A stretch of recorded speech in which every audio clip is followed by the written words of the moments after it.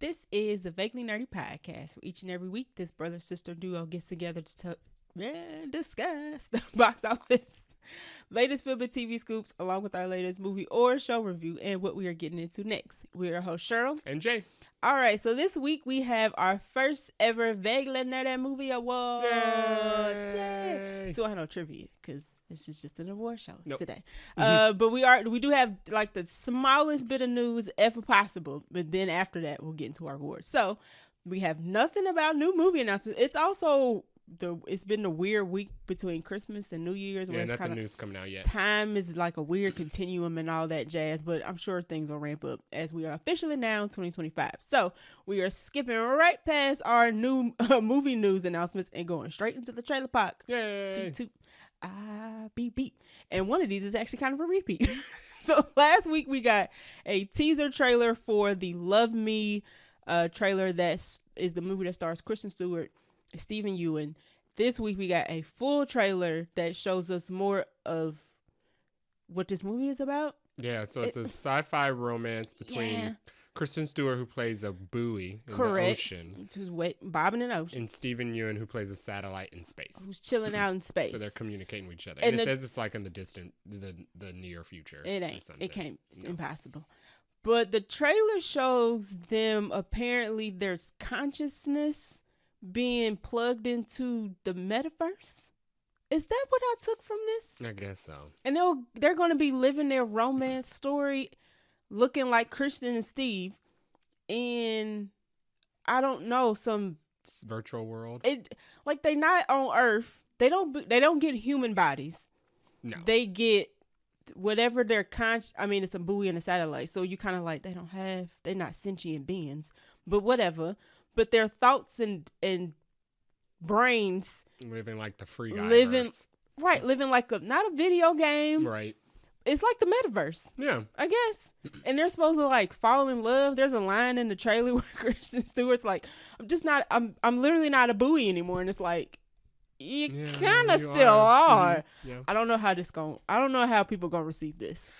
It looks weird. Was less interested after. So last week I was like, I want to see a full trailer. Mm-hmm. Now I'm less interested because I've seen the full trailer. It's not giving what I thought it was going to give. I thought it would be like quirky and funny, and I don't know how it was going to work, but them being in the metaverse ain't it. It's planned too straight. I also think it's unfortunate that this came right after they launched those fake AI profiles on deleted Instagram that are actually part of the metaverse. Yeah, so they got trashed. Yeah, I don't think this was a good idea. It seems like it would be an interesting concept for like a TV show or kind of like Aquafina's Bugs Life thing. Like this would be a fun thing to do on like the Discovery Channel or National Geographic or something. If it was like, their beings and their consciousness got put into like or a television special robots, or they got trapped in a TV show. Yeah.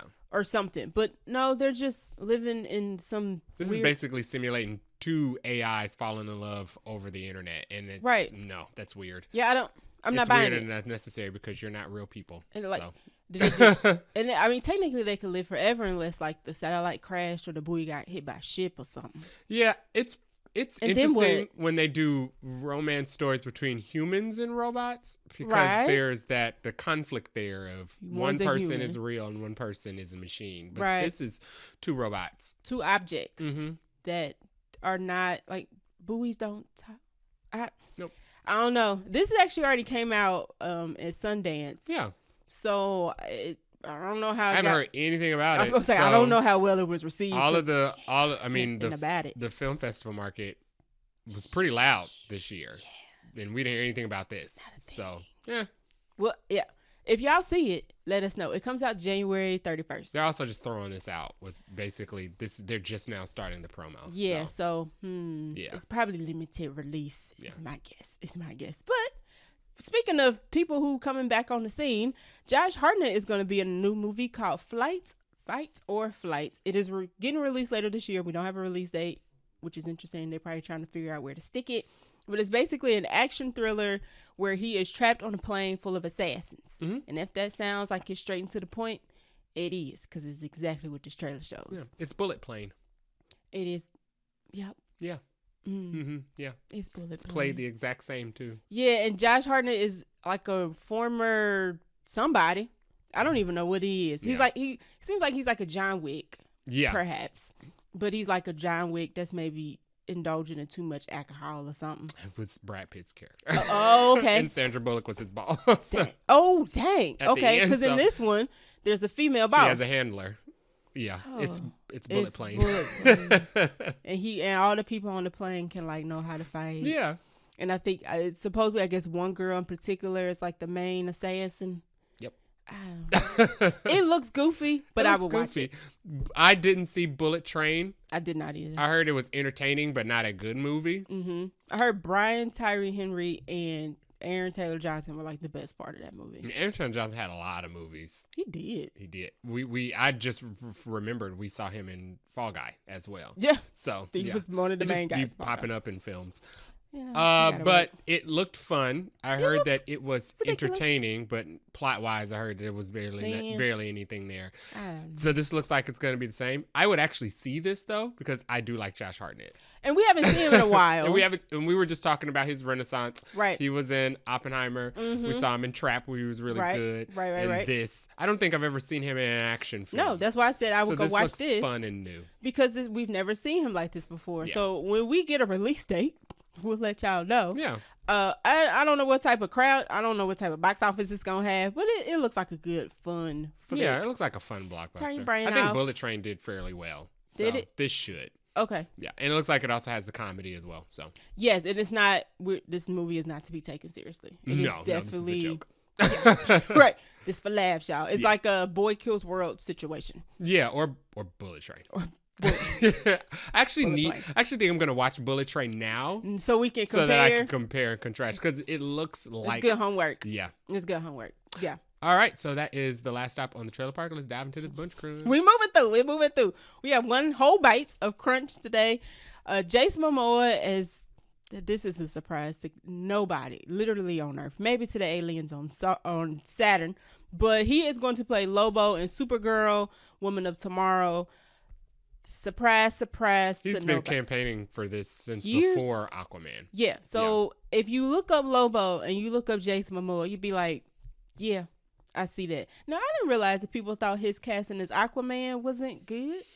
And I was his casting as Aquaman is completely different than the source material. Okay. Aquaman is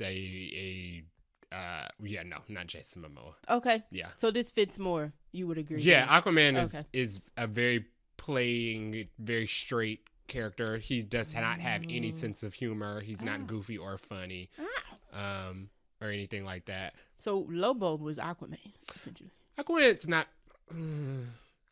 not very popular. Oh, in the DCU lore, Justice League lore. Oh, okay. Yeah. Okay, interesting. And Lobo is more popular. Lobo is more popular because Lobo is a Superman villain. Wait. Mainly, he's a Superman villain. He's a villain for everybody in the DC universe, but he's introduced mainly as a Superman villain. So he's gonna be. So Lobo, because Cheryl does not know who Lobo is. So let's do a timeline of Lobo. I don't. Everybody was extremely excited, and I don't mind. Jason Momoa is cool with me, so I was excited. He was excited. But as far as backstory, I was like, I have no idea what's going on. Lobo is an intergalactic bounty hunter. Okay. He was introduced in the comics, I think, because somebody hired him to hunt down Superman because he's the last Kryptonian. All right, I like that. So Lobo is an intergalactic bounty hunter. Okay. He has a lot of the same powers as Superman. Yeah.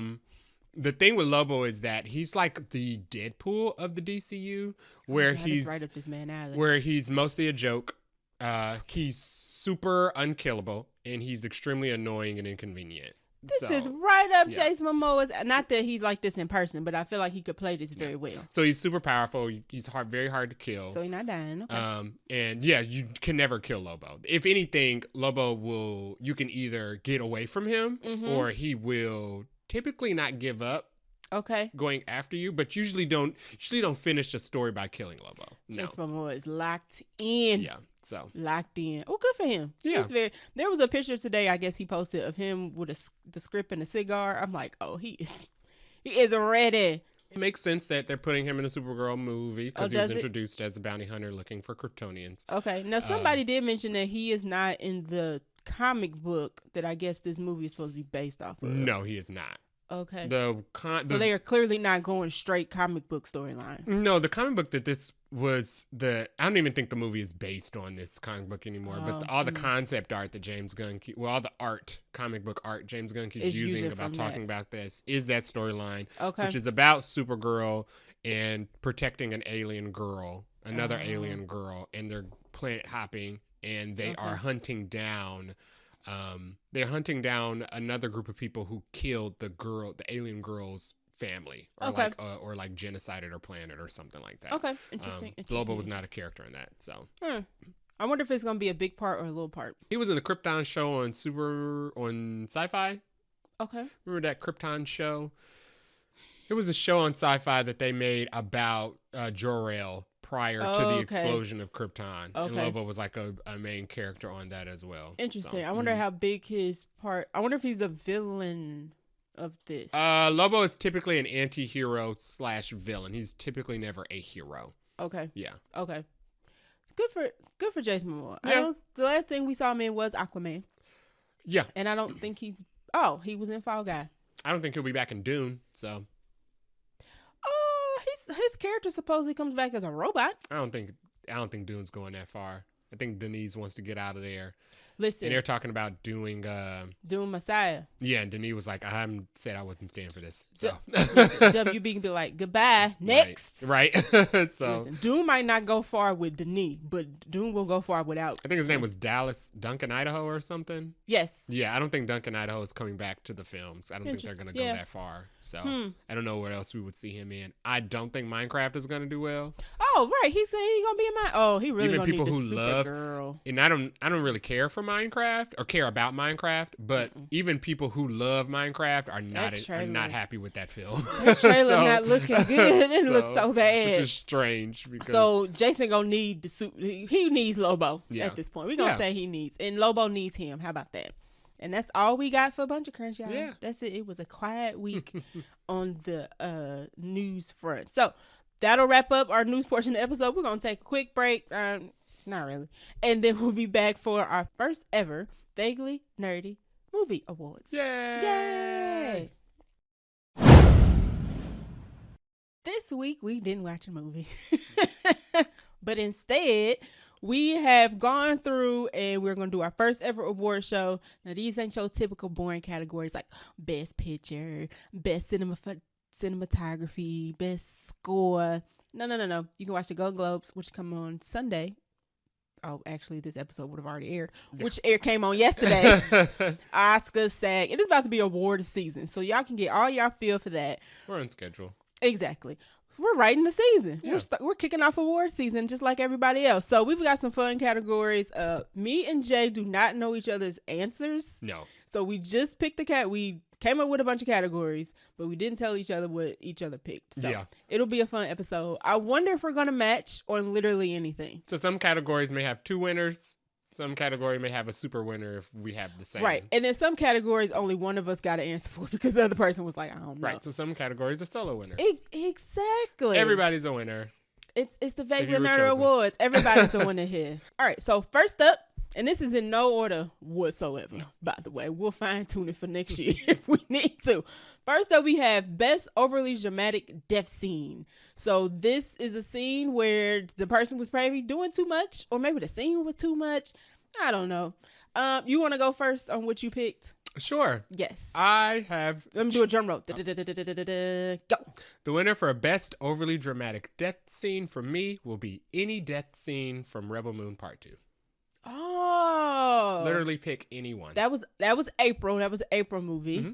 They were all overly long and overly dramatic. The whole movie was overly long. Oh, God, that movie. He keep getting movies. Let's do, if we want to narrow it down, I'll do Arms Girl. Whoever she was. Oh, yeah. With the sword lady. With the lightsabers. Yeah. Oh, yeah. That was dramatic. Oh, that scene was so long. Now, my answer ain't going to be as good. Oh, well. Mine was Arthur in Joker 2. I didn't like it. And maybe it was dramatic for me because I hated it. But he got stabbed. Oh, I should say, we are spoiling movies. We are. By the way. I didn't say that in the beginning. I'll flash it on the screen or something. But we're spoiling literally every movie that we talk about. But, because he like got stabbed and he got stabbed again. And I was just like, this is just... And then we got a long shot of him just dying. And I didn't like it. It was dramatic for me and overly so. I put that as most overly dramatic movie. Sure. But so sure, that qualifies. I mean, that death scene did suck. We don't have any type of criteria. And it ultimately amounted to nothing. So that movie really. I agree. Yeah, I didn't like that. All right, so congratulations to Joker Folie à Deux and Rebel Moon Part 2. I don't know if Rebel Moon will be receiving any other awards, but it's gotten a vaguely nerdy podcast award. I think I got it on at least one other category. All right, so next category is most relatable villain. Ooh, this is a good one. You want to go first? All right, so mine is from a Netflix movie. Okay. That we watched and reviewed. The Dragon from Damsel. Oh, okay. Now, let me tell you why. Because what happened is the townsfolk went into her lair while she was minding her business, killed all her kids and all her eggs, and she couldn't have no more babies. Yeah. So she was mad, and she kept killing townsfolk as retribution. And I was like, relatable. I mean, y'all should have left her alone. She was minding her business. So that's my winner for that category. And honestly, the kings continued to send their daughters into the cave and sacrifice them for wealth, knowing that they were being killed. So that movie was better than I expected. Especially when they revealed that her father did the exact same thing. And it's like one of the top 10 streamed movies on Netflix, too. Yeah. So yeah. That wasn't a bad movie. Check out Damsel if you have not seen it already. So my most relatable villain goes to Megatron in Transformers 1. I almost picked that one. Yeah. I almost picked that one. I completely sympathized with Megatron. Yeah. Sentinel Prime is awful in every universe that he is in. Yeah. And he was really just trying to... he was about the people. And he went the Killmonger route. And Killmonger was not a good guy. He was a villain. Yeah. But I understood a lot of his talking points. He was not right. Right. He was making a point to a point. He was not right, but his anger was justified. Relatable. And agree. I felt the exact same about Megatron. And his switch. His switch after the reveal that they had their cogs stole when they were first created. Sentinel Prime is who was like the bad guy of that movie? Sentinel Prime. Yeah, when they found out about him, he was crushed. The reveal that the cogs were stolen from them when they were first made, and then Megatron's immediate switch into wanting to kill everybody who had something to do with it was extremely relatable. Literally everybody. Now he took it too far. But I understand where he's coming from. I mean, he had to be put down in the end. But, I was there for him for the first 30 seconds of outrage. You're right. Also, one of the best animated movies that came out this year. Oh, 100%. Transformers 1. Yeah. So definitely check that out. All right. Next category is best non-human character. This includes robots, pets, aliens, etc. Now, I bet you we got the same answer for this. Let's say it at the same time on the count of 3. Okay. 1, 2, 3. Levi Andy from Nope. But that's a good one.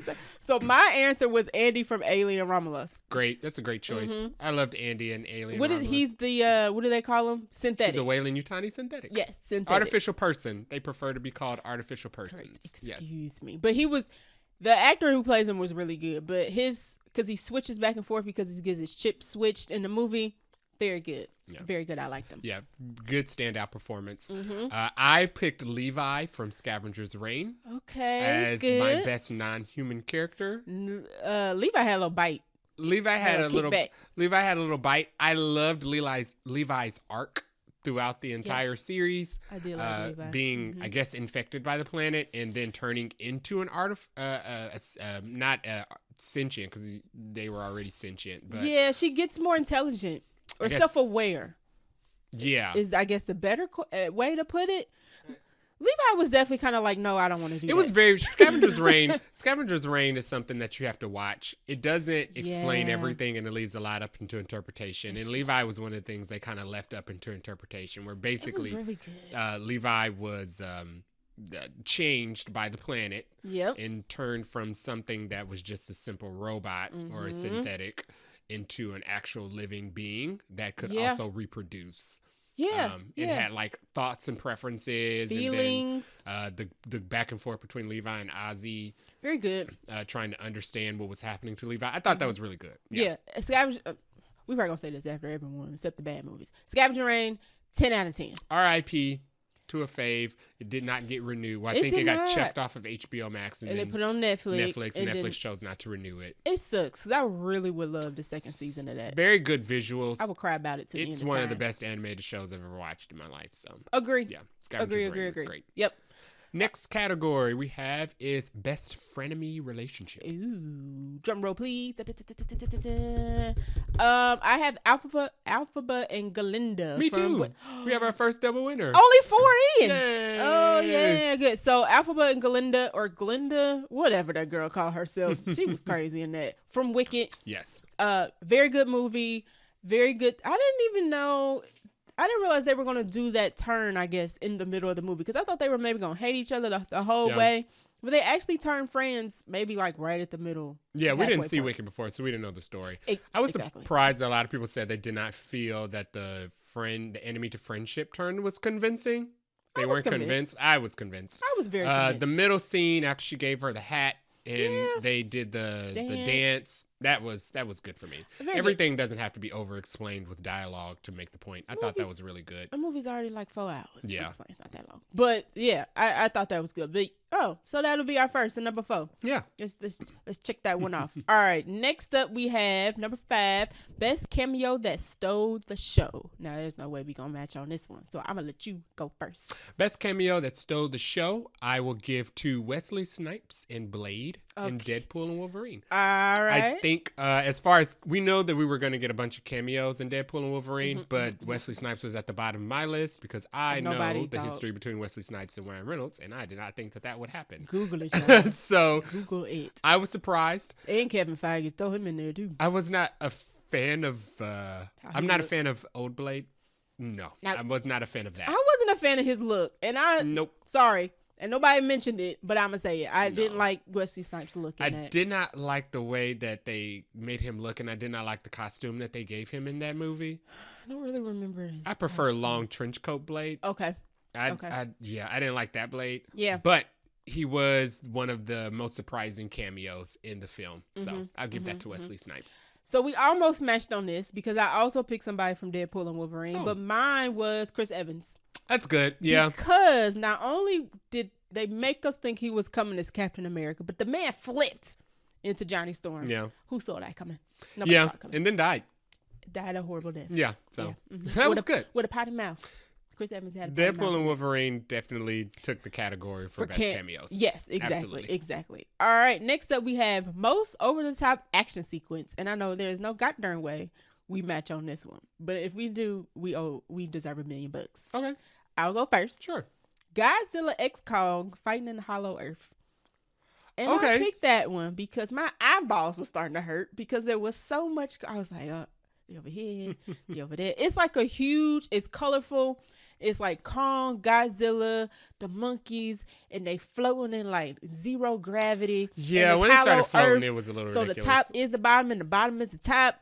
It was a good scene, but man, my eyeballs was hurting after that. It was a lot was going on. So for mine, most over the top action sequence, I did not pick a good movie. You at least picked a good movie. My winner is the oil skating shootout scene in Argyle. You know what's funny? That scene might appear later on. Yeah, that was my most over the top action sequence. It was completely unbelievable and ridiculous. Oil, the viscosity of oil and ice is not the same. So you cannot skate on oil with skates, right? She made skates out of something. Yeah, she made skates out of like knives on the bottom of her boots. That movie got more ridiculous as it went on. And I had high hopes to just have a fun action flick, and it was just too And she ridiculous. Did a whole routine, figure skating routine while shooting all of these guys in oil, and she did not get dirty. Not even a drop of oil on her yellow dress. I was going to say you that on white or yellow or something. Yeah, so. No, that movie just really disappointed me. I was not very happy about it, and I was really to support it because I was excited to see it. All right, next category, best use of slow motion. So I can't pick Rebel Moon because it said best use. Yes. If it said worst use, that's what I would have had. I picked Deadpool and Wolverine. Okay. What slow motion? Particularly when Wolverine and Deadpool fight in the Void for the first time, and Deadpool's kind of doing like his gun action with the slow motion. Their first fight. Yeah, that was pretty good. It's like click, click, and he's like, pew, pew. That was really good. I like the use of slow motion there. Nice. I will say, and I'm not exactly sure if this is just slow motion or how things move in space, but mine was the Romulus station crashing into the rings in Alien Romulus. Okay. After Rain successfully disposes of the offspring. And Alien baby. we get a shot of her kind of floating attached to the cable as the station blows up in the background. I thought that was really good. And the cool thing about that was they weren't initially going to crash, but because of what happened earlier, they got thrown off the axis or something. Yeah. And Andy was kind of like, y'all got 5 minutes. Yeah, they were supposed to have hours and hours before it crashed, and then it got reduced to like 20 minutes. Yeah, so the rest of the movie is them fighting for their lives for like 20 minutes. So I really liked Alien Romulus' use of the space speed. I'm not sure if that's exactly slow motion. But we don't know. It was moving slow. It was moving slowly, so. I like it. I like it. All right, speaking of Alien Romulus. Best wait, what just happened moment. Now, did you had something for this one? I did not have anything for this I got one for both of us. Okay. The Alien Romulus baby scene. Oh. So, that was your wait, what just happened moment? Because, briefly explain, if you haven't seen Alien Romulus, I can't think of the character's name. Rain? Isabella Merced. Kay is pregnant through the whole movie. I just watched this yesterday. Okay. Jesus Christ. How many times have you watched that movie? I haven't. I've watched it a lot. You gotta be at least up to 5 at this point. 4. Okay, I was close. Kay is pregnant through the whole movie. Mm-hmm. At the end of the movie, she shoots herself in the neck with something she ain't supposed to. Yes, the Prometheus goo. It super speeds up her pregnancy, and she has a baby. Mm-hmm. Now, this ain't no normal baby. The baby looked like an alien human hybrid. Mm-hmm. And then the baby is born small, but then it grows to like 8 feet tall. Yeah. 30 seconds later. Yeah. So the alien is a mix between an engineer and a xenomorph. It's creepy. Disgusting. Yeah. And it's just like, what the heck just happened here? How did this baby do that? Well, even before that, we have to get through the birthing scene. So, yeah. That movie went on another level at like the third act. If you ever need a laugh, you can go on YouTube and look up, because it's out on physical now. So I think people are seeing it for the first time who haven't seen it in theaters. Mm-hmm. It's very funny if you go on YouTube and just look up reactions to the third act of Alien Romulus. Yeah. And that'd be worth your time. See people's first reactions to seeing the offspring for the first time. That thing is... It's fun. It's just like, who thought of what? And the person who did the body is actually a person. Yeah, he's a former basketball player. He's really that tall. Now, he don't look like that, but he's really that tall. It's just great prop work. Great performances all around. Exactly. Okay, next category we have is most unrealistic but fun escape scene. It was really hard to think of this because we've seen so many gosh darn movies, but. What do you have for this one? I have the cargo train escape in Transformers 1 when they are trying to hop on the train to escape to the surface. Okay. And Scarlett Johansson is trying to stop them. I love Scarlett Johansson in that movie. She was her really robot good. was Alita. Yes, Alita 1. She was really good. She was about her business. She didn't want no tomfoolery. And she punched anybody who got in her way. On site. I really like that scene. Mine is from The Fall Guy when Colt is high on drugs and he goes to the club and he somehow fights all of the drug dealers' henchmen and makes it outside. Yeah. And I was like, and makes it to the hotel to find the dead body in the tub. I was like, now ain't no way no person. First of all, he's a stunt person. Right. He don't fight for real. Right. I don't know why they made him seem like he was skilled like an actual secret agent. High as a kite, mind you, accidentally high as a kite, and then somehow he wins. I mean, it was ridiculous, but it was fun to see Ryan Gosling attempt to be like an actual fighter. So that was funny. All right, coolest movie outfit or costume. We just reviewed this movie not too long ago, and we talked about how their fits was fitting. Okay. Pedro Pascal in Gladiator 2. Did we match? General Cassius. Okay. In Gladiator 2. We too. Number 4. Our second double winner. All right. Okay, we did this more than I thought we would. Pedro Pascal looked great in Gladiator 2. The white outfit he had on. Yeah, the reason he won this is because of the white outfit. Right. From returning home from conquering whatever he was sent to conquer in the beginning of the film. Right. He shows up in Rome with his white, I don't even know what you call that. The formal gown? Formal armor? I have no, right. His, dinner armor? After winning war gear, I have no idea. But it looked really good. Second place I would give to Denzel Washington because he out on the capes. He out on the capes, but it wasn't as good as the armor. Cassius, though, was looking fly. He was good. He was looking fly. So props to the costume department in Gladiator 2. Shout out to Gladiator 2. All right. Next, we have most overly dramatic weather scene. Now, I'm curious if we got this matching because there ain't that many weather scenes. I got the one qualifier on the list. I think we got the same one. So you go first. Most overly dramatic weather scene for me would be Twisters. Would you got a specific one? It would be the opening scene. Oh, okay. Well, when the idiots run under the underpass and get sucked up by the tornado. Karen Shipka, girl, why was you in this movie? The actual storm chasers run under an underpass to escape. And they all but one died. And it was just like, why are you even out here, first of all? And Karen Shipka ate that tree. And they're all like 12. So they too young to be out there anyway. They were definitely in high school. They look 12. I think. They look 12. And it's just like, y'all too young to even be storm chaser right now. Go inside with your mamas. Mine was same movie, Twister. Okay. But mine was a drive-in theater scene. Were they all chilling at the drive-in theater? No, not the drive-in theater. The rodeo. The rodeo scene. Mm-hmm. Where they are chilling outside in rodeo. Oh, you mean the jump scare tornado that appeared at the rodeo that nobody even felt the slightest gust of wind tell me before the tornado appeared in the darkness. 2024, and y'all had no idea a tornado was coming? There wasn't even any build-up. The tornado literally, it was a jump scare. It was like long legs. Exactly. The tornado just popped up. It was like no wind, no rain. It's a perfect night, and all of a sudden, and it wasn't like a regular, right? It was like a super tornado that's not based in the realm of reality at all. Speaking of movies that I was disappointed by, Twister was one of them, followed by Argyle. Yeah. People were like, oh, whatever he says, let it free, let it ride. I don't know what the slogan was. I was just like, shut up. Because the movie was not that good. And please don't do another one. Just leave it alone.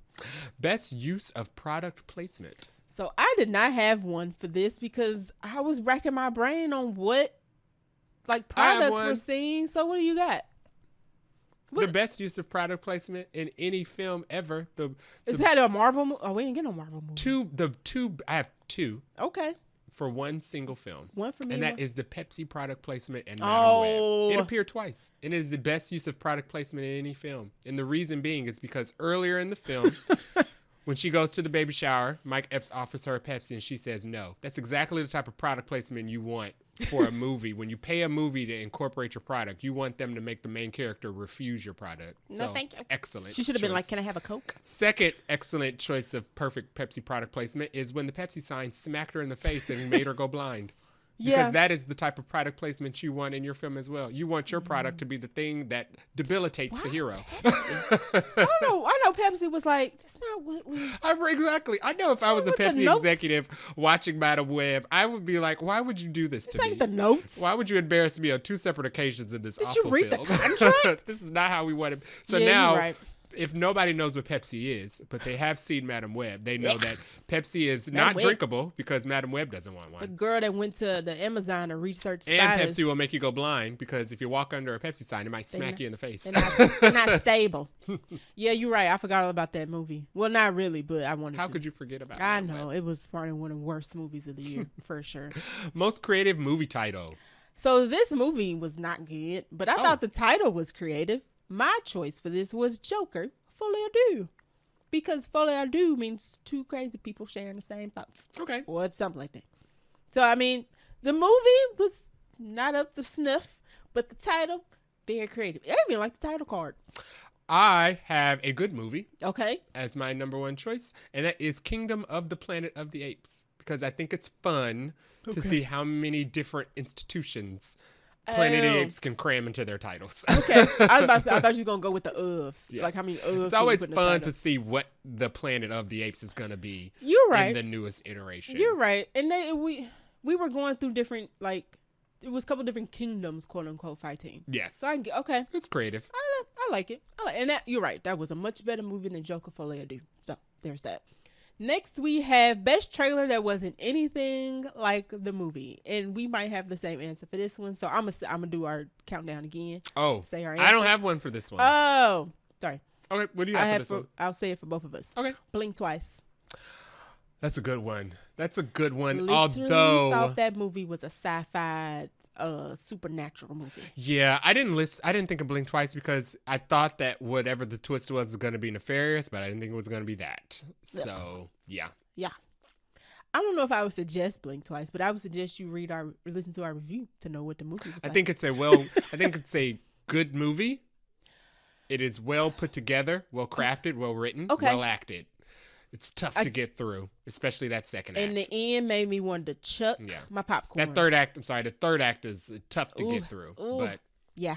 Yeah. But the trailer, I saw the vision, and I think that I do think the film was good. I just can't watch that again. No. Yeah. No. I can acknowledge that the film was good, but not be able to sit through that again. True. So, Fair enough. All right. Next up, we have most obvious Chekhov's gun. So can you explain what Chekhov's gun is? Because you explain it way better than I do. Sure. So Chekhov's gun, I'm drawing a blank on the movie it comes from, but Chekhov's gun is essentially a plot device that they introduce earlier in the film as a minor detail that is going to come back in the end of the film as a major detail. Correct. Perfect example. So who did you have for this category? I had a recent one, and that is the twins in Nosferatu.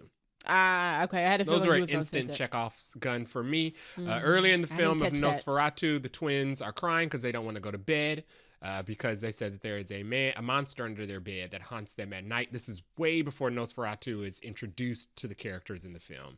And I knew that was going to come back in the end, and it did because he killed them. And he was in the room at night. Yeah, it was terrible. And it was dark. And it was when they was asleep. Yeah. So, yeah. Mine is going to be Venom Last Dance, the acid tank. Bay container. That was a good because that was super obvious. In the beginning of the movie, one of the characters, we see the tank, we don't get any explanation for what the tank is, but they use it to they turn it on for a hot second it just pours that acid to melt down stuff. So I don't even know if that's we get a scene with it and we're like, okay, acid, whatever, and then it was kind of this gonna come back because why are we having this prolonged shot on this acid tank? I also feel like that violates waste management laws. It was just weird. Can you just pour acid out into the right? It was just weird. Why are y'all showing us this? It was super corrosive. Can you even breathe that in? I mean, it was why do y'all have this? I don't know why y'all even need this. And I was like, this gonna come back, and of course it does because at the very end of the movie, Venom uses the acid tank and he uses it to get rid of and kill all of the super alien xenomorph monsters looking things. Right at the very end, I was like, oh look, it's the acid tank. It's back. Surprise, surprise. So yeah, that was my choice for that one. Best jump scare that made you spill your popcorn. Alien Romulus again for me. Yeah, but mine is The Offspring and Romulus. Oh, so okay, so we had the same movie. Yeah. I had the scene where the android comes back to life and grabs him. Remember, it was the half android. Rook. Yes, when Rook pops up and grabs Rain. They were they get real close and they're like, oh, is he off? Is he turned off? Is he dead? No, he was not dead. He was very much alive, and he scared the crap out of me. That wasn't a jump scare for me because I saw that coming. It didn't even matter at this point. I know from if you've seen Alien 1 or 2, ripping that synthetic in half is not enough to kill it. So I didn't know enough apparently. Mine was The Offspring and Romulus.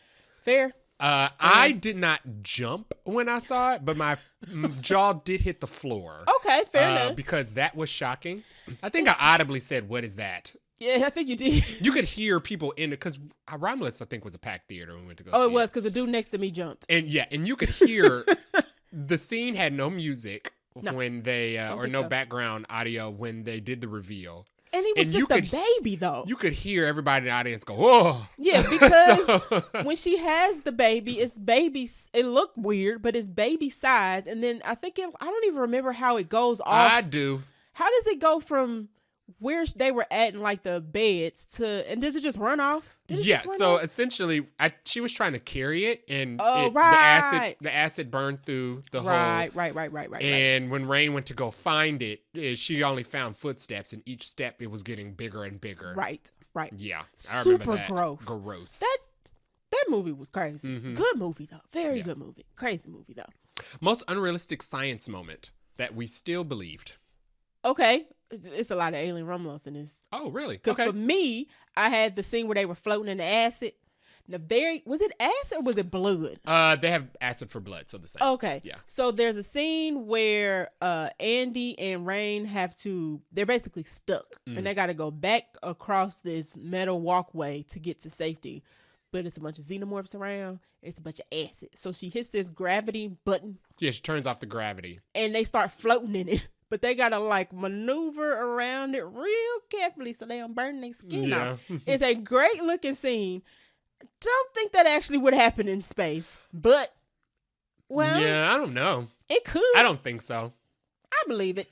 I don't think it would have been realistic well, here's the thing. I love that scene. It's one of the best parts of the movie. But if you pay attention, all of the blood moves in a perfectly circular spiral, creating a great channel for her to float through. Right. I don't know if that would happen. Like they like snakes, so they like.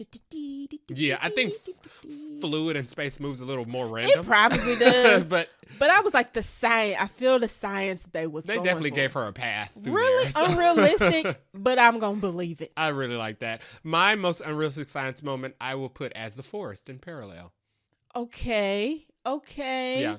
So in Parallel, they explain that their dad, Aldous Hodge's father and his brother, their dad was a scientist who discovered a nexus point to different dimensions in the forest. Right. And if you go through this nexus point, it'll randomly send you into a different dimension. Right. Alternate universe, basically. And I like the fact that they deduced the only way to navigate it effectively was to use ropes and tie and tether yourself to your main universe. And that's the only way you would know how to get back home. And then they incorporated the fact that there were other people who were going through this and sabotaging other travelers so that people could not make their way back to their universes. Yeah. Thought it was super interesting when she thought she made it home, but it was just a very close version of her home where they killed her already, and then she had to kill her husband and his brother. That movie was good, and I recommend it. It had some plot holes, but it was still enjoyable. Yeah, it was still good. I wish more people would have seen that movie so we could have a healthy discussion about what everybody else thought. So go watch it. Yeah. Then watch our review, and then let us know what you thought. Next up, we have most iconic mic drop moments, and you didn't have one for this one, right? Is this the one you didn't have for? No. I have one for both of us. Okay. It is from X-Men 97. Well, Val Cooper, I don't know who Val Cooper was. He was a senator or something, says, most other nations don't allow a terrorist to be their leaders. And Magneto bites back and says, yet so many allow their leaders to be terrorists. I was like, oh, Magneto's right. That's good. Magneto was always kind of right, though. He had several lines in that series. Yeah. In X-Men 97. It was good. It was very good. So I was like, that was definitely an iconic mic drop moment for me. Scene that had no right being that funny.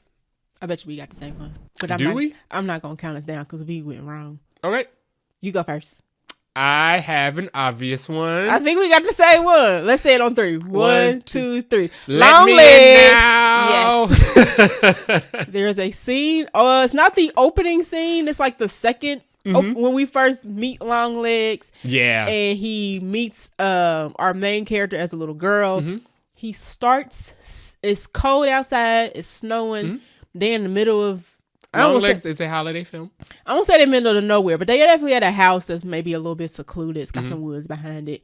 And his introduction to the little girl is to bust out into song. Yes. And it is the most creepiest, weirdest, funniest scene that you will probably have in a horror movie. Yes. After Lee's mom comes out and asks him, what the heck are you doing talking to my kid? And he tells them about the man downstairs. He just breaks out in a song. And he has a little dance, he has a little jig. It's weird. Long Legs was a relatively small film. including us, there's probably 6 people in our theater. Yeah, it was not very crowded. You're right. I forgot. There was a lot of audible laughing in that scene because it just came so from out of nowhere. It had no build up whatsoever, and then it just like cut to the next scene after that. And then at the end of his singing, it gets like really, really, really high pitched, and then just cuts to black, and you're like, I'm sorry. What just happened? Yeah. But it's hilarious because it's so unexpected. Extremely memorable. Let Me In Now is... I sing it every night. It's like, it's double platinum in my house. It's like Always Wanted a Brother, but sinister. Yes. Essentially. Mm-hmm. Yeah. Mm-hmm. Sometimes I'll just break into song. I'll be feeding Cinnamon and just singing Let Me In Now. When can I see you? And it'll be real nice. It's just like, what are you talking about, man? Get away from here. Good. All right. Most over-the-top fight scene. Okay, so I actually have an answer that you already said, so I'll let you go first. Okay, I don't have that answer then. This is going to be a new answer for me. Mm-hmm. It's going to be a bad movie. Okay. And that is the hallway robot fight scene in Atlas. Oh, yeah. Yeah. You know, Atlas ain't nowhere on my list, but it probably could have made it. That was the most over-top fight scene for me. I did love it, though. I think that was one of the best parts of that movie. I think they did a really good job with the robot fights in Atlas. Everything else, dialogue, acting, plot. That was all chopped cheese. Yeah. But Sterling K. Brown was wasted. But I mean, pretty much, if you do, we're at the point that if you just copy the Michael Bay Transformers formula when it comes to robot action sequences, you're pretty much going to hit the mark every time. And make sure you get the sound effects. The first Transformers, 2007, I think, is still so good. The action sequences are there. As they go along, we like, what are we doing here? Yeah, they get worse as they go, but that first film's action sequences, they had a vision. I would say first and second. First and second. Yeah. Yeah, it all went downhill. I liked Rise of the Beast. Transformers 1. Okay. Yes. Okay. Yes, yes. Mine for that would be one that you already picked, and that was the ice skating fight scene from Argyle. That's true. Ridiculous. Yeah, that's fair. We've already discussed it. Stupid. It was bad. It was just stupid. It was just goofy, and then it was played to song. Yeah, there's like a whole soundtrack to that scene, and I'm like, cut this and let's go. I'm over it. No, cut. I don't understand that movie. Not even Black Widow could do that. That's what took me out. It just was like, y'all want us to be stupid, and I am not stupid. That's how I felt about that scene. Best overused CGI explosion. You want to go first? Literally any and everything in Madam Web. Okay. The whole movie. I almost wanted to add a category for worst ADR just so I could add Madam Web to it. Yeah, that would have been the only one, though. I can't think of another one that had ADR that I noticed. It deserved to be named for its bad ADR. Unless it was like, we didn't see any foreign films. So that would be the only thing that had worse ADR than Madam Web. Right. I will say the fuel plant explosion in Twisters. Okay. Oh, yeah. I thought that was a little ridiculous. You talking about the fire tornado? Yes, with the fire tornado that they deliberately drove in the direction of and then were like, stop. You are correct. That was pretty bad. That was pretty bad. Just all the twisters and twisters. My main critique about Twisters was the visual effects for the tornadoes. Too much. They made them look too unrealistic. Too smooth. They made them look too Geostorm-esque. Yes. And I mean, the Twisters the tornadoes in the first Twister were perfect. They were realistic. For the time that they were in, yes. You don't have to make a tornado scary. It's scary. They were too clean. Yeah. You ever seen a clean tornado? I'm like, did y'all put some Clorox on it? It was too clean, but it was also so white? It was too clean, but also 5 miles wide. I mean, maybe that could happen, but it was also like, it's like fat. The proportions was weird. A tornado should be shaped like a funnel. Yeah. The tornadoes in Twister were shaped like buckets. They were like the same size. Just straight up and down. Right. They were the same. All the tornadoes in Twister were straight cylinders. They didn't come from clouds. They just came straight down. Oh, and then he like drove through a tornado. Just watch and dug into the earth. Listen to our review for Twisters. We were not super fit. It was more disappointment than anything. Him driving that pickup truck and drilling into the earth to sit in a tornado was even less believable than Bill Paxton and old girl wrapping leather belts around themselves. At least we know that was genuine leather, so that could have withstood. And they were on like a pipe that was like down in the earth. That was more believable than them sitting in, what was that, a Dodge Ram? F-150, whatever it was. That was stupid. That was so stupid. I was very disappointed. My third movie that I was disappointed about this year was Twisters. Let's talk about the most stylish villain of 2024. I had a hard. It's same characters from one show that I really had. I was like, ooh, I don't know which one, but I picked Rio from Agatha All Along. Ah, okay. I was gonna pick Agatha because I was like, oh, let me be a little different. I picked Rio because her whatever her green crop top midriff showing pants situation. I was like, girl, that is cute, and she had little head pieces. I loved it. This is funny. So we have another double winner, but not in the same universe. So I picked Wow Platinum in Megalopolis, who was also played by Aubrey Plaza. We got a double winner for two. Listen, Aubrey Plaza might be the champion award. Megalopolis was ridiculous. It was absolutely ridiculous. Wow Platinum was equally ridiculous, but ridiculous. All her looks were good. Oh yeah, she looked like a Wow Platinum. She looked expensive in every shot she was in, and she looked even more expensive after she got married to the old guy. She did, and started taking his money as well. The fact that we picked Aubrey Plaza for two different things for the same category. We need to Wow Platinum's costuming in Megalopolis was one of the highlights. If there were very few in that film. I will give her character as a highlight in that movie because she played the part. She was supposed to be ridiculous over the top in a ridiculous over the top movie that was supposed to be played straight. Yeah, I mean, they thought it was serious. She did a very good job in that role, and the looks were looking. Yeah, I agree. All right, so next one we have is coolest movie gadgets. Now, I could not rack my brain hard enough to find one, but Jay's got an answer for this. This one was easy for me because I just watched this yesterday. So it's a horror movie. It's going to go to Alien Romulus again. Okay. And that is going to go to the portable X-ray gun that Navarro uses to find out that she is going to die. Yeah. And she immediately dies. The face hugger comes out 20 seconds later. She had it for about 5 minutes. And it was because cool. a couple people used it before, I think, right? When they first found it, they kind of say, oh, this is cool. She just found it on the station, and they revealed what it was when she used it to scan through her arm. Right. And that was a good checkoff's moment. Had they not put that in the trailer... Yeah. Because they put that in the trailer. We knew she wasn't going to make it. They showed the full scene at Comic-Con in Hall H for us. Right. So we knew that was going to happen. But I think that's a super cool gadget to have. You probably won't be able to have that realistically because... I don't know if you can just have a cancer gun out in public and just scan people with it. I don't know if that's safe to do. Not good. So much radiation. Invasion of privacy. But I thought it was cool.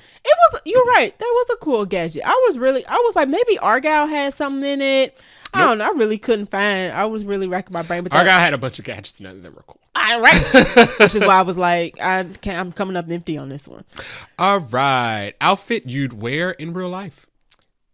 This was actually easy for me because we just saw this movie. Now the movie's not very good, and you don't need to watch it. But Calypso in Craven the Hunter. She had some very good all black outfit. Black and gold was her color. Very stylish. Okay, I was like, I could wear that. I can even wear her t-shirt and jeans that she had on. I thought her dressing like Catwoman in the forest was a little weird, but hey, she looked good. Stylish to go fight. All right. So yes, that would be my choice. Mine would be Willem Dafoe's green ruffle coats in Nosferatu. Oh, okay. So we both have very recent movies. Yeah. Them pea coats look so warm. Yeah. I mean, just like you probably sweating in the winter warm. Good costume in there. They at least look warm. I have a fear. I have a strong fear of cold. I do not like being cold at all. We say this as there's supposed to be 4 inches of snow coming our way. I hate the winter. 24 hours. But Willem Dafoe's ruffle coats looked really, really comfortable. I would get that coat and want to go outside. Yes. Like, y'all need to see my coat. Yeah, it had like 8 layers of ruffles in the back. And it was on the front shoulder and the back, on the shoulder. Yeah, it was great. Long down to the ankle, so you were fully covered. Very, very fancy. Yes. Yeah. I would wear that coat for sure. Best plot twist nobody saw coming. Another for me for Agatha All Along. Okay. And not the part where we find out Billy is his mama's and it was all fake. I don't want to discuss that. But the ballot being I don't fake. think that was one nobody saw coming. That was one people saw I know, coming, right. but they just didn't want to keep coming. Exactly. Which is why I didn't name that. What I did pick, though, was that the ballot actually being a ruse. So, if you haven't watched Agatha All Along, the ballot of the Witch's Road was actually not a real ballot. Agatha made it up to lure witches to suck all that power. Mm-hmm. But we don't literally know that all the way until the very last episode. Yeah. So I was like, oh, I wouldn't have thought this was fake. The ballot being a ruse was fun. Yeah, that was fun. The reveal that it was all a hex was redundant. But the ballot part and the fact that Agatha had ran that scam for decades. Centuries, maybe. Centuries, yeah, was good. Yeah, I like that. I like that. What did you have for this category? Best plot twist nobody saw coming. I'm surprised this was not on your list. Hold on. Is it a recent movie? It's a recent movie we saw this year. Oh. I don't know. We just talked about this individual earlier in the show. Oh, no. I'm blanking. Okay. Alison Pill was the mastermind in Trap all along.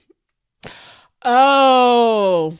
Wife knew. Such a good surprise performance. She was good. She was probably the best. In the movie Trap, starring Josh Hartnett, about him being a serial killer who's taken his daughter to a concert. Shout out to the best music soundtrack of 2024. Let's pause for 20 seconds. Yeah. The soundtrack of Trap. Yeah, it's so good. Is M. Night Shyamalan's daughter. All her songs from the movie are they just put in the soundtrack.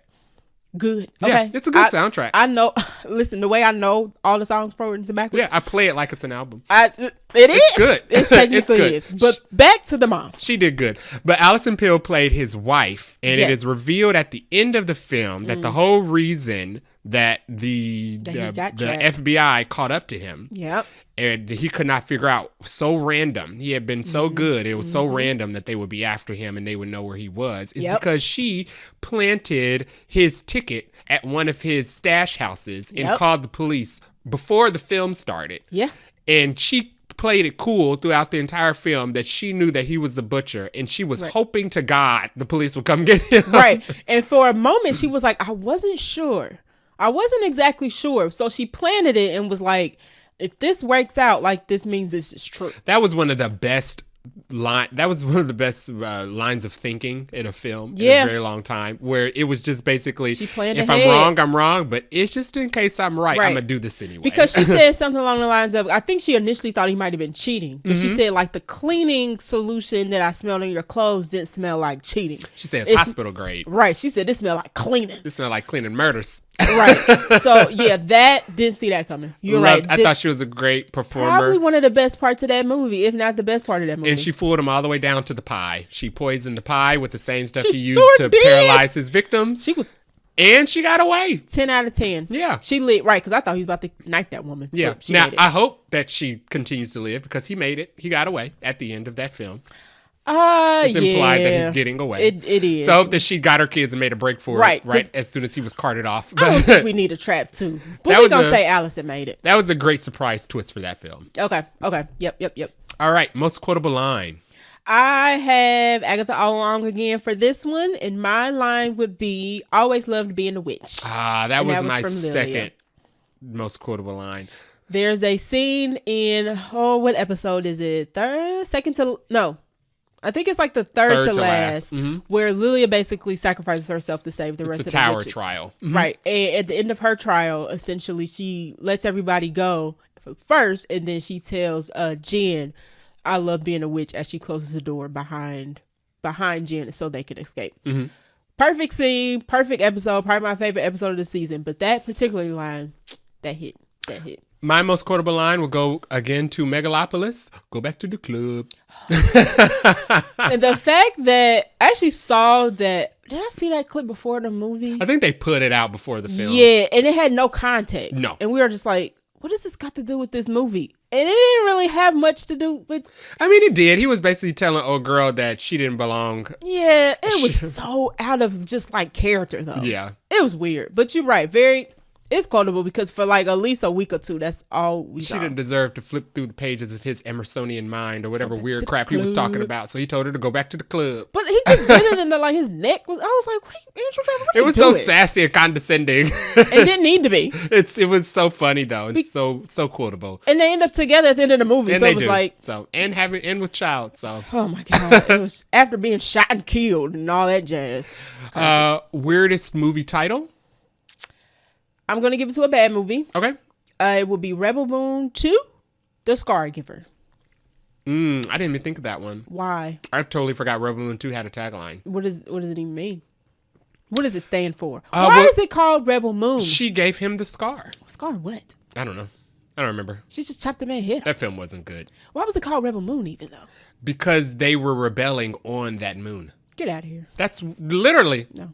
Did they even say Rebel Moon in the movie? No. It's called Rebel Moon because they were rebels on that moon. That's literally the point. Really stupid movie. Sorry. The title scar, the tagline Scar Giver made no sense. My weirdest movie title would go to Kingdom of the Planet of the Apes. Wait a minute. Again. Creative and weirdest? It is a little weird because it's the Kingdom of the Planet of the Apes. Of the Apes. It's a double-edged sword. It's creative. It's creative because I like seeing what new fun titles they're going to come up with Planet of the Apes, but they're all ridiculous. They're all very wordy. Yeah. And people try to short it into like an acronym. It's like, what are you saying? And because just say kingdom. At face value, you would be like, well, why does a planet of apes need a kingdom? It's run by apes. They're all apes. It's the kingdom is the planet. But I mean, watching the movie, there's context that apes are complex people just like humans. Yeah. And they are divisive. I'm like running down all the titles in my head. There's like War of the Planet of the Apes, Kingdom of the Planet of the Apes, Planet of the Apes. I ain't even remember all of them. It's like 9 of them. Yeah. Yeah. I'll give you that. Most creative insult. This again, my choice is from X-Men 97. This is not a Magneto line, no, but it's kind of close. It's a Jean line.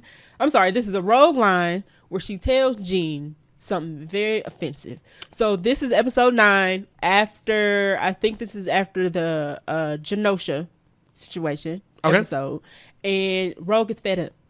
And I know where you're going. And then Magneto show up like, come to me, all that want to join my cause. And Jean tells Rogue, she's actually talking to Professor.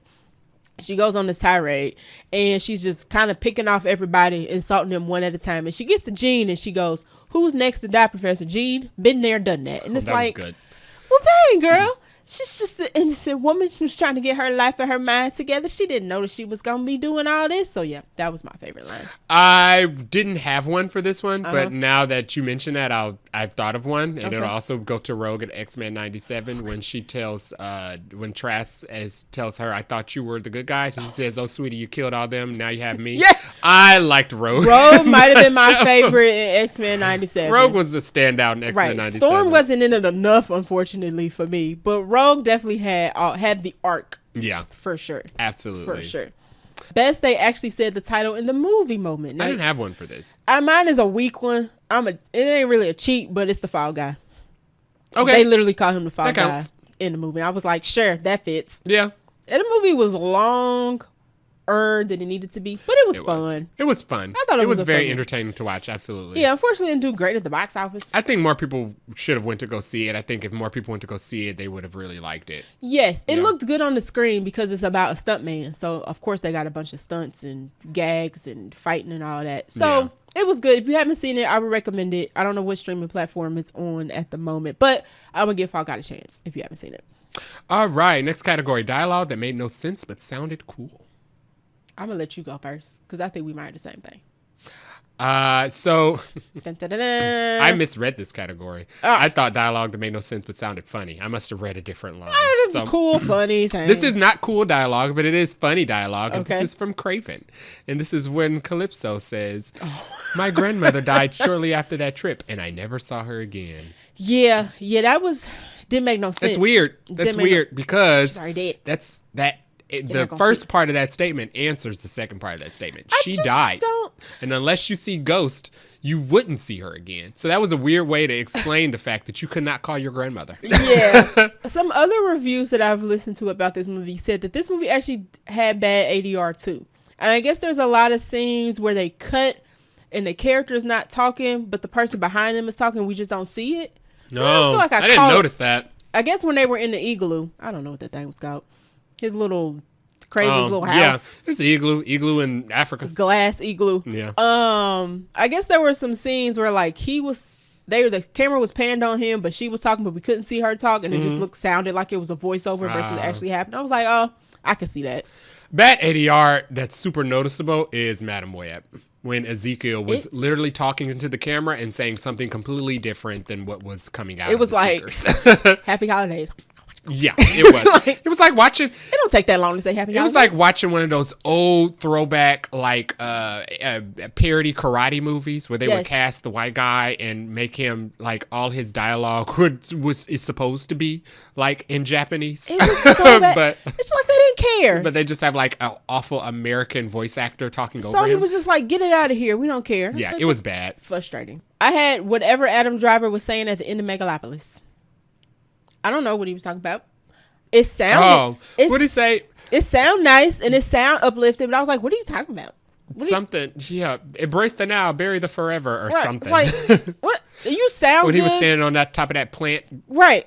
And everybody was like looking up to him like he was Jesus. It was like, it sounds nice, but I have no idea what you're talking about. Yeah, he was talking about a bunch of nothing. Yep.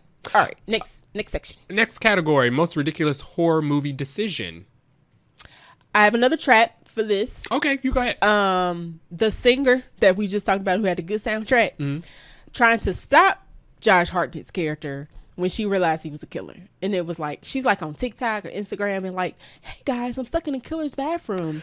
Do you recognize this, that, and the third? It's like, girl, what are you doing? The logistics of her being at the level of stardom that she is, going to a fan's house with no security. No Julius, y'all. She had no Julius. Like just a limo driver, that's not going to happen. Who stayed in the car with her. Stayed in the car while she went into the house. Even if she wanted to, the studio would not let her do that because they are they see artists as products and they're going to protect their investment, and that means they're going to stack her with bodyguards. Listen, even if she doesn't want them to be around. The moment that movie left the concert, I was like, where are we going and why are we going? A good depiction of this would be like Smile 2, which you didn't see. No. Smile 2 was about the main character being a singer at the level of stardom, and she could not get a moment by herself because she was like so popular, Beyonce of that universe. Right. It's like we can't. You never.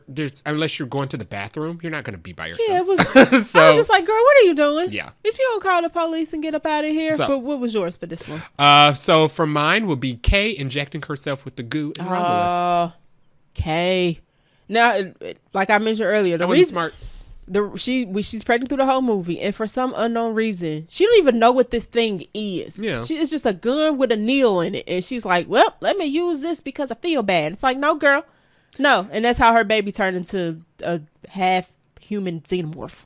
People have supported her decision making by basically saying she was absent during the discovery of the goo and they didn't see the full video to find out what happened to the rat, so she wouldn't know. But why would you? But here's my thing. It's a syringe. And we live in a world where we have clues. Why are you picking that up? The first clue was that you're on a spaceship that is derelict and nobody has mentioned it.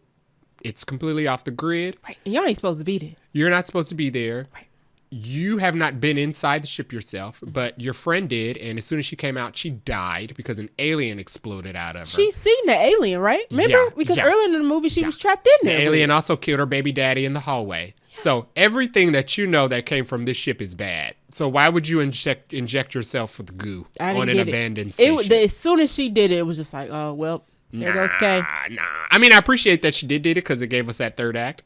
But that was a very stupid decision. It was not smart for any pregnant person to make. Most pregnant people are afraid to do anything. They don't even take anything. They eat seafood. Yeah, so shrimp. The fact that she would just inject herself with something was crazy. Yeah, in the neck. Yeah, it's just what a needle. Oh my god. Yeah, you're right. I think that beats Trump's mind by a lot. All right, here's the best. We're gonna need a bigger boat moment in an action or thriller. So I didn't have one because I was racking my brain at all the movies he saw, and I couldn't think of one. But you apparently do have one. Yeah. So my we're gonna need a boat moment is the rhino in Craven. When Craven realizes how big the rhino is and that none of his punches are working except for that one super kick that he did once. That's weird. That he never. I guess that was his one super move that he built up. He pushed XO and he was like, I can't do it no more. Him fighting the rhino was his revelation that he was severely outmatched. I mean, he won, but yeah. He won only because he had assistance, technically. Mm-hmm. So yeah, okay. That's fair enough. Fair enough. Best feel-good ending. I will give this to the Fall Guy. Okay. Yeah. Yeah, it's basically a happily ever after situation. Happily ever after. She made it to Hall H. Yep, which was her plan. She finished her movie. And she also casted Jason Momoa. So she did finish it after Aaron Taylor Johnson died. So I was surprised Jason Momoa's cameo wasn't spoiled before we saw the movie, and I liked it. In the end, because they show the movie as the end credits, and it made Jason Momoa fit in that role so much better than Aaron Taylor Johnson. He did. It was so almost perfect. If they did that on purpose. It was like they were like, if we had to actually make this movie, we would do Jason Momoa. So let's use Aaron Taylor Johnson as the misdirect. Right, right. That was good. I would say for mine is Bad Boys Ride or Die. It was typical. It was typical, but the fact that Reggie was all grown up. That was good. And he was now like a official member of the family, and they had a family. All our bad boys live and all that jazz. It was just like, oh, this is nice. And there was no like cliffhanger for the next one. All bad boys have great endings. They do. Okay, biggest that's the bad guy reveal in a film. Dun, dun, dun, dun. I have one. This was easy for me. Okay, I have one as well. Mine was The Mentor and Boy Kills the World. Oh, okay. Yeah. So in Boy Kills the World, we find out that Bill Skarsgård's mentor, who has been raising him in the force, teaching him how to fight so he can go against the evil family, Famke Jensen, actually kidnapped him. Yeah. He did not rescue him. He kidnapped him, did some Manchurian Candidate stuff with him to brainwash him and make him forget where he came from, and crafted him as a weapon to use to kill his own family. Right. And then it's revealed at the end what he did, and they have to kill him. Yeah. Yeah, that was I did not see that coming. I didn't either. So that was good. Now my answer is more of a visual like we already knew this person was the bad guy, but when we actually saw him, it was like, okay. Null and Venom: The Last Dance. It was very like we even see him in the beginning, but then we don't see him again until the end, and then he actually lives, and it's like, this the bad guy y'all picked? Like he literally just sits in a chair the whole time. Are we talking about Null in the Sony Spider-Man universe? Yes. That they said that they would not pull Null out for no reason. And they said that they would never commit to putting Null on screen if they did not have bigger plans for him. And then as soon as Kraven came out, they said, we're done with this universe. Listen, he sits that tracks. in a chair the whole 2 minutes and 19 seconds that he is in this movie. And it's like, that's it? Yeah. This is the bad guy that's supposed to be... All the xenomorph thingies did the dirty work. No, who I said up, down, and around town that you would only see him for 20 collective seconds in this film. I was right. And that you would never see him again. And unless you Google him, that'll be the next time you see him. Because you won't be seeing him on screen anymore. I think Kevin's like, no, we get it. No, we don't need that. Kevin don't want nothing to do with Null in the MCU, and Sony doesn't know what it wants to do. Exactly. Sony said it was done. Now they like, well, we're not quite done, and they're not gonna get any better with that. Yeah, absolutely. We just need to just accept them as they are, which is not good at Sony Spider-Verse movies. All right, next category is movie that made you Google, how did they film that? Mine was Kingdom of the Planet of the Apes, and that was for the mocap. This, I mean, obviously they didn't use real apes. No. And they had to use mocap for all the animals. And there was a really cool sequence that they put behind the scenes of how they did it. And it was very, I mean, you've probably seen it before, but it's very intricate.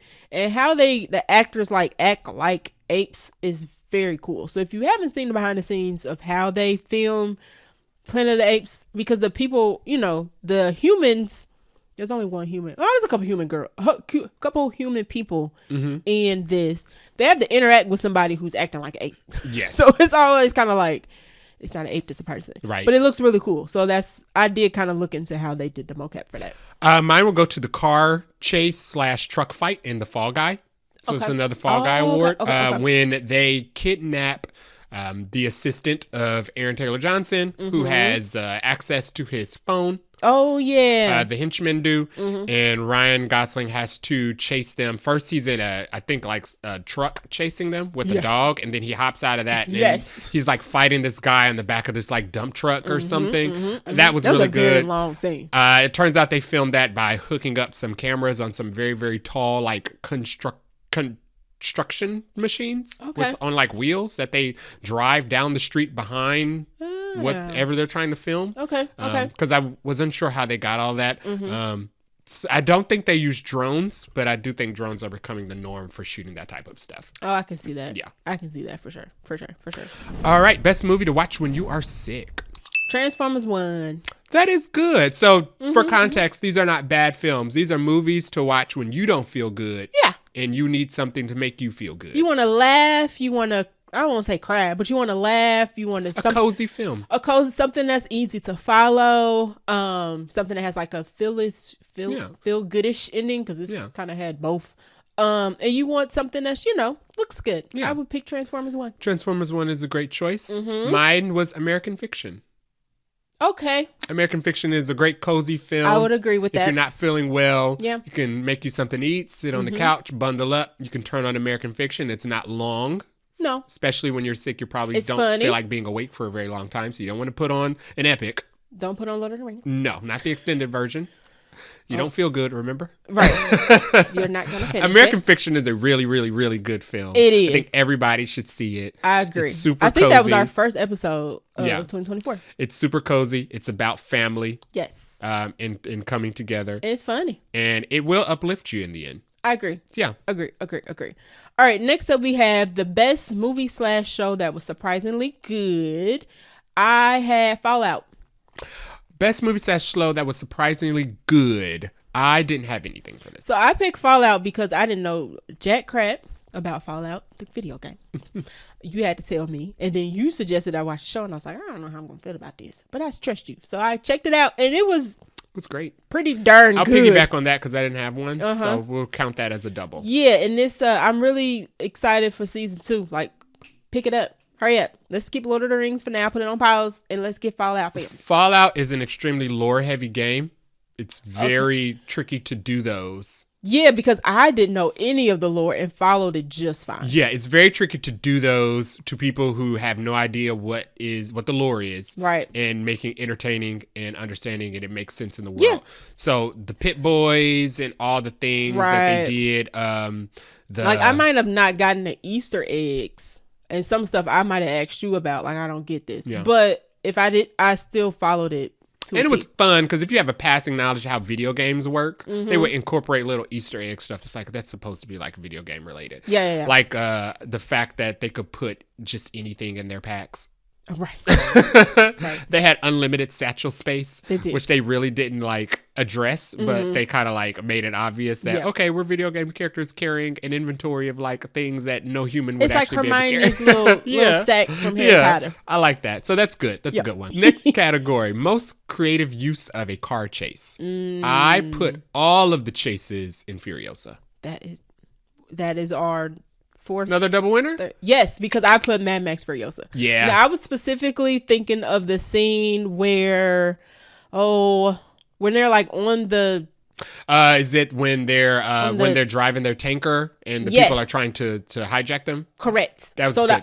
The hijacking scene. Very good. But you're right. Everything in Furiosa with the cars and the running around in the desert. Excellent day. Very, very good. Great action, great pace, very tense, and they go on for a while. They're not short. Right. People be dying and falling out. Yeah. So very, very good. Okay. Our next category is going to be most hilariously bad CGI. This is an easy one for me. Oh, you want to go first? Sure. It's Mad and Wet. Oh, okay. Yeah. The ADR was bad. The CGI was bad. Yeah. Crazy use of product placement. I mean, it's just all over the board. I will go in a different direction, an earlier film. Okay. And I will say our most hilariously bad CGI was the fairies in The Watchers. Because we did laugh. I recall, that's one of my favorite clips of us, is I recall us watching that movie and initially being terrified until they got too big. And then it was like, this isn't scary anymore. This is ridiculous. You just look silly, Mr. Man. You're not scaring me. You're right. I thought the fairies in The Watchers were really, really bad. The CGI on the fairies were really, really, really bad. They were not terrifying, guys. That was not the main focus of the film. The focus of the film was human actors. So they slipped the budget on the fairies. Yeah. And it was like dark, so they was able to get away with it. But then they started being like 12 feet tall. It was like, I'm not scared anymore. Yeah, they started to look like anime monsters. Like, you're too big to be scaring me. Yeah, I agree. Mine was Madam Web, top to bottom, left to right, no way to slice it. We've talked about that movie enough, I think. Next category is the movie that made you Google the ending explanation. We talked about this a little bit ago, Parallel. And I just said, I wish more people watched it because we could all discuss, what we thought of the ending. But it was, at first it wasn't even just the ending. It was also some of the things that happened during the film that I thought were going to come together at the end that didn't. And the film had holes. Right. It had holes, and the ending kind of didn't close all those holes, so I had to Google it. But I would still recommend the movie regardless. I'm going to go in a different route and mention a film we haven't mentioned earlier before. Right. And I'm going to say Never Let Go. Never Let Go had a very confusing ending. They did not fully answer whether or not the entity was specifically haunting Halle Berry. Right. Or if she was just crazy and she was the one doing all of the things to their kids. Now, right. After she dies, they kind of make it obvious that there is some type of force. There's something there, but it was kind of like, is it just for her? Because what about the rest of the... Should we be concerned as citizens of the world? And they didn't answer where it came from or the why or what exactly Halle Berry did to kick all this off, because they do kind of indicate that it's her fault. Yeah, like she's the source of all the angst. But they didn't. I was waiting for them to be like, she's a witch and she sacrificed the kid. Yeah, she conjured up some spirit that's haunting. That would have at least answered why, right. But they didn't and really. It seemed like it was a family thing too, right? Like it passed down. Her and her baby daddy definitely went and did something. Right, and but her mama too. No, but her mama also was afflicted. Also plot holes in this one. Yeah, you're right. I did Google the end because I was like, now what happened to the didn't find any answers, but I looked it up. So effort was made. Most creative use of a random object as a weapon. I think we have the same for this one. Do you? Yeah. Okay, let's do 3. 1, 2, 3. Boys, Girls World, the cheese grater. You hated that. I loved that scene. Disgusting. And you hated it. I do not like the use of cheese graters. They did that in Evil Dead Rise too. Oh, okay. And I did not like that at all. I enjoyed it here though. And they dialed it up to 10 for Boy Kills World. Evil Dead Rise was like a 5-second scene. It was one leg. He cheese grated a whole bunch of kitchen staff. Legs, arms. Gross. It was glorious. Boys Kills World is, if you like gross, overly dramatic, bloody death scenes, this show movie. Shout out to the makeup department though. I'm sure it was hard to make cheese grater wounds all over the place. You gotta get the little pieces right on the face. Nasty. Yeah, that's funny. Yeah, I really like that scene. Best franchise entry, sequel or prequel? We have the answer. Same answer for this one. 1, 2, 3. Transformers 1. Yeah, Transformers 1 is the best entry in the Transformers films. Live action, animated, all of it. Because it was unexpectedly so good is what makes it even better. And it was simple. It was a simple movie, but it did have a deeper theme. Yes. And had really good acting. And it was funny. All the voice work was good. Animation was great. Nothing. I don't know. I probably gave that movie a 5. I feel like we probably both gave that a 5. I was not a fan of that trailer. I think that trailer came out while we were on vacation somewhere. Yes, because it looked too I was like, oh, this is going to be too kiddie. This is going to be real corny and cheesy. The promo department, you need to brush up. And I wasn't a fan of the dialogue in the trailer, but it played a lot better in the film. The trailer really killed Chris Hemsworth did not sell me as Optimus Prime in the trailer. He sold me on it in the film. Brian Tyree Henry did not sell me as Optimus Prime in the trailer. He absolutely sold it in the film. Right. Everybody completely pulled through in that movie. I just don't know why they cut that trailer like that, but it was the best. It was good. For sure. It was a good movie. As far as prequels and sister films between this and Mufasa, I would say Transformers 1 has the edge. Yeah. Just a little bit. Transformers 1 definitely has the advantage. Mm-hmm. All right. And last category of the awards. Drum roll, please. This is not Best Actor, Best Actress, or Best Picture. Nope. Kind of Best Picture. Oh, okay. Could be. It could be. Maybe. Mm. All right. We won't know. This is Best Movie We Haven't Seen. So you're like, what's the rhyme and reason for this? There are movies that we ain't got to yet that we probably would like to, but time is of the essence. But so this would be movies.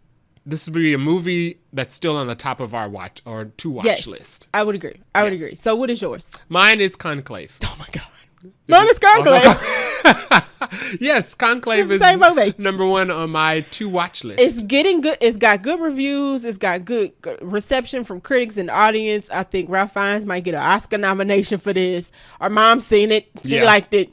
I really want to watch this. And I think it's on Paramount Plus to stream. Yeah. So I might try to check it this weekend. If I hadn't seen The Substance, The Substance would have been my number one, Jesus. But I have seen The Substance. So it is not. And it is. I will be completing my pre-order later on today. Oh my God! You gonna watch that again? It releases on physical on January 21. I feel like I feel like The Substance is gonna be one of those movies that gets lost into the ether.